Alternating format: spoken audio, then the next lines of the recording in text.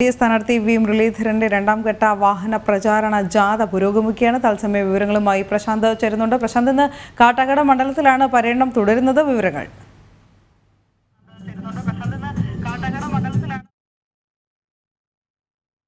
രാവിലെ 8 മണിക്ക് കാട്ടാക്കട മണ്ഡലത്തിലെ കൊറ്റമ്പള്ളി എന്ന സ്ഥലത്തു നിന്നാണ് ഈ വാഹന പ്രചരണ ജാഥ ആരംഭിച്ചത്. തുടർന്ന് അമ്പലത്തിൻകാല, ആലംകോട്, കുളവിയോട്, കാഞ്ഞിരംവിള ഇത്തരത്തിൽ നിരവധി സ്ഥലങ്ങളിലൂടെ സ്വീകരണം ഏറ്റുവാങ്ങിക്കൊണ്ട് ഈ വാഹന പ്രചരണ ജാഥ മുന്നോട്ട് പോവുകയാണ്. ഈ കാട്ടാക്കട മണ്ഡലത്തിലെ വിവിധ പഞ്ചായത്തുകളിലായിട്ടാണ് ഇന്നത്തെ പര്യടനം നടക്കുന്നത്. വാഹന പ്രചരണ ജാഥയെ അകമ്പടി സേവിച്ചുകൊണ്ട് പ്രവർത്തകരുടെ ഇരുചക്ര വാഹനങ്ങളുടെ റാലി കൂടി ഇത് ഈ വാഹന പ്രചരണ ജാഥയോടനുബന്ധിച്ചിട്ടുണ്ട്. നിരവധി സ്ഥലങ്ങളിൽ സ്വീകരണങ്ങൾ ഏറ്റുവാങ്ങുന്ന ഒരു കാഴ്ചയും നമുക്ക് പങ്കുവയ്ക്കാൻ കഴിയുന്നുണ്ട്. അതായത് ഇന്ന് കഴിഞ്ഞ 10 ദിവസമായി നീണ്ടു നിൽക്കുന്ന വാഹന പ്രചരണ ജാഥ ഇന്നത്തെ ദിവസത്തോടു കൂടി അവസാനിപ്പിക്കുകയാണ്. അതുകൊണ്ട് തന്നെ പരമാവധി എത്തിച്ചേരേണ്ട സ്ഥലങ്ങളിലെല്ലാം ഈ പ്രചരണവുമായി ബന്ധപ്പെട്ട് എത്തിച്ചേരുകയാണ്. രണ്ടാം ഘട്ട പ്രചരണമാണ് വാഹന പ്രചരണ ജാഥയുടെ രണ്ടാം ഘട്ടമാണ് ഇപ്പോൾ നടന്നുകൊണ്ടിരിക്കുന്നത്.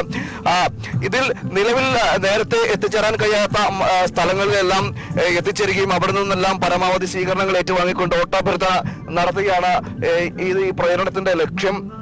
അതുകൊണ്ട് തന്നെ ഉച്ചയോടുകൂടി പരമാവധി സ്ഥലങ്ങൾ എത്തിച്ചേരേണ്ടതുണ്ട്. അതുകൊണ്ട് തന്നെ ആ മേഖലകളിലേക്കെല്ലാം പ്രചരണം വ്യാപിപ്പിക്കുകയാണ്. വളരെ വേഗത്തിലാണ് ഈ പ്രചരണം നീങ്ങുന്നത്. ഏകദേശം 45-നടുത്ത് സ്ഥലം ആണ് ഈ സ്വീകരണ യോഗങ്ങളാണ് ഇന്ന് ഉച്ച വരെ തീർക്കേണ്ടിയുള്ളത്. അതുകൊണ്ട് തന്നെ വളരെ വേഗത്തിൽ ഈ പ്രചരണ പ്രവർത്തനങ്ങളെല്ലാം നടന്നുപോയിക്കൊണ്ടിരിക്കുകയാണ്. ചൂടിനെ കടുത്ത ചൂടും നിലവിൽ ഈ പ്രദേശങ്ങളിലുണ്ട്. അതുകൊണ്ട് തന്നെ കൊടും ചൂടിനെയും അവഗണിച്ചുകൊണ്ട് തന്നെ പ്രചരണവുമായി മുന്നോട്ടാണ് വി മുരളീധരൻ പോകുന്നത്. അതിനുശേഷം ഉച്ചയ്ക്ക് ശേഷം 3 മണിക്കാണ് നെടുമങ്ങാട് നിന്നുള്ള റോഡ് ഷോ ആരംഭിക്കുന്നത്. മഹിളാ മോർച്ചയുടെ ദേശീയ അധ്യക്ഷ വാനതി ശ്രീനിവാസൻ നയിക്കുന്ന റോഡ് ഷോ ആറ്റിങ്ങൽ വരെ ആണ്. അതായത് നെടുമങ്ങാട് നിന്ന് ആറ്റിങ്ങൽ വരെ ആയിരിക്കും ഈ റോഡ് ഷോ. ഇങ്ങനെയാണ് ഇന്നത്തെ ഈ പ്രചരണ പ്രവർത്തനങ്ങളെല്ലാം നടക്കുന്നത്. വലിയൊരു ജനമുന്നേറ്റം ഈ സ്വീകരണ യോഗങ്ങളിലെല്ലാം നമുക്ക് കാണാൻ കഴിയുന്നുണ്ട്.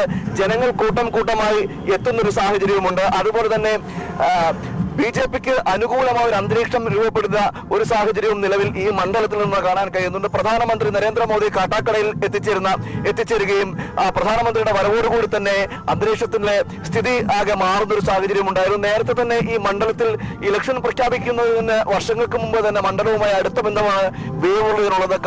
അതായത് കാട്ടാക്കടയായാലും അതുപോലെ തന്നെ ആറ്റിങ്ങൽ മണ്ഡലത്തിലെ വിവിധ മേഖലകളിലെല്ലാം അദ്ദേഹം നേരത്തെ തന്നെ സഞ്ചരിക്കുകയും ഒക്കെ ചെയ്തിട്ടുണ്ട്. മന്ത്രിയായിരുന്ന കാലത്ത് വിവിധ ആവശ്യങ്ങളുമായി ബന്ധപ്പെട്ടെല്ലാം ജനങ്ങളെ കാണുകയും ജനങ്ങളുമായി സംസാരിക്കുകയും ഒക്കെ ചെയ്ത് ജനങ്ങളുമായി ഒരു അടുപ്പം വെച്ചുപുലർത്തുന്ന ഒരു നേതാവാണ് വി മുരളീധരൻ. അതുകൊണ്ട് തന്നെ ഈ മണ്ഡലം അദ്ദേഹത്തിന് അന്യമല്ല. അദ്ദേഹം ഈ കാലഘട്ടത്തിലെല്ലാം, അതായത് മന്ത്രിയായിരുന്ന കാലഘട്ടത്തിലെല്ലാം ജനങ്ങളുടെ സേവന പ്രവർത്തനങ്ങളുമായി ഈ മേഖലകളിലെല്ലാം എത്തിയതാണ്. അതുകൊണ്ട് തന്നെ അദ്ദേഹത്തിന്റെ ഈ സ്വീകരണ യോഗങ്ങളിലെല്ലാം വലിയ ഒരു ജനസ്വീകാര്യതയും ലഭിക്കുന്നുണ്ട്.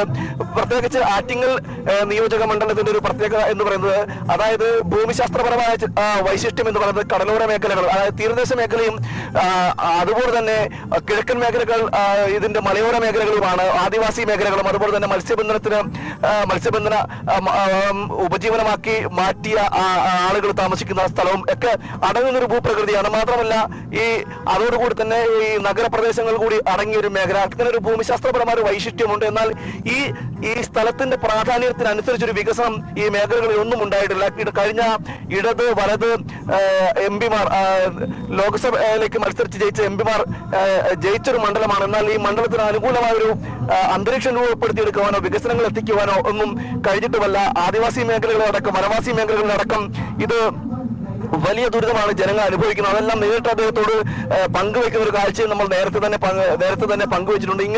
ഇത്തരത്തിലുള്ള ഒരു സാഹചര്യമാണ് ഈ മണ്ഡലത്തിലുള്ളത്. അതുകൊണ്ട് തന്നെ വലിയൊരു ജനങ്ങളുടെ ഒരു കൂട്ടം ഈ സ്വീകരണ യോഗങ്ങളിലെല്ലാം അദ്ദേഹത്തിന്റെ വി മുരളീധരന്റെ സ്വീകരണ യോഗങ്ങളിലെല്ലാം എത്തുന്നൊരു കാഴ്ചയുണ്ട്. മാത്രമല്ല സംസ്ഥാന സർക്കാരിനെതിരെയുള്ള ഒരു പ്രതിഷേധം ഇത്തരത്തിലുള്ള സ്വീകരണ യോഗങ്ങളിലെല്ലാം നമുക്ക് കാണുവാനും കഴിയും. അതായത് പല സ്വീകരണ യോഗങ്ങളിലേക്ക് എത്തിച്ചേരുമ്പോഴും ഈ ക്ഷേമ പെൻഷൻ അടക്കമുള്ള അതുപോലെ അതുപോലെ തന്നെ മാവേലി സ്റ്റോറുകളിൽ അല്ലെങ്കിൽ സപ്ലൈകോകളിൽ നിന്നും അവശ്യ സാധനങ്ങൾ ലഭ്യമല്ലാത്ത സാഹചര്യം, അതുപോലെ തന്നെ വിലക്കയറ്റം, ഇത്തരത്തിലുള്ള ജനങ്ങൾക്ക് ജീവിക്കാൻ പറ്റാത്തൊരു സാഹചര്യം നിലവിൽ ഈ സംസ്ഥാന സർക്കാരിന്റെ ദുർഭരണത്തിൽ ഉണ്ട്. അതുകൊണ്ട് തന്നെ അതിനെതിരെ ഒരു പ്രതിഷേധം കൂടിയായിട്ട് ജനങ്ങൾ ഈ വാഹന പ്രചരണ ജാഥയിലേക്ക് എത്തുകയും തങ്ങളുടെ ആവലാതികൾ, തങ്ങളുടെ പരിഭവങ്ങൾ, പരിദേവനങ്ങളെല്ലാം പങ്കുവെക്കുന്ന ഒരു കാഴ്ചയും നമുക്ക് കാണാൻ കഴിയും. അങ്ങനെ ജനങ്ങളെ ഹൃദയം തൊട്ടറിഞ്ഞ്, ജനങ്ങളുടെ മനസ്സ് തൊട്ടറിഞ്ഞൊരു വാഹന പ്രചരണ ജാഥയാണ് ഈ വി മുരളീധരൻ നയിക്കുന്നത്. നമുക്കറിയാം, മറ്റ് ആളുകളിൽ നിന്നെല്ലാം അല്ലെങ്കിൽ മറ്റ് സ്ഥാനാർത്ഥികളിൽ നിന്ന് വിഭിന്നമായ അദ്ദേഹത്തിന്റെ വാഹന പ്രചരണ ജാഥയ്ക്ക് ഒരു വൈശിഷ്ട്യം എന്ന് പറയുന്നത് ഇതിൽ എടുത്തു പറയേണ്ടത് വികസനം മാത്രമാണ് അദ്ദേഹം മുഖമുദ്രയാക്കിക്കൊണ്ട് ഈ പ്രചരണം നടത്തുന്നത്. അതായത് മറ്റ് തന്റെ എതിരാളികളെ, തന്റെ എതിർ രാഷ്ട്രീയ പാർട്ടികളിൽ വിശ്വസിക്കുന്നവരെ വിമർശിക്കാതെ, അദ്ദേഹത്തെ വിമർശിക്കാതെ നരേന്ദ്രമോദി സർക്കാരിന്റെ വികസനങ്ങൾ 4 ദിവസം മാത്രമേ ഉള്ളൂ പോളിംഗ് ബൂത്തിൽ എത്താൻ ഇനി കേരളക്കാരെ. അതുകൊണ്ട് തന്നെ സ്ഥാനാർത്ഥികൾ പ്രചാരണ രംഗം കൊഴുപ്പിക്കുകയാണ്.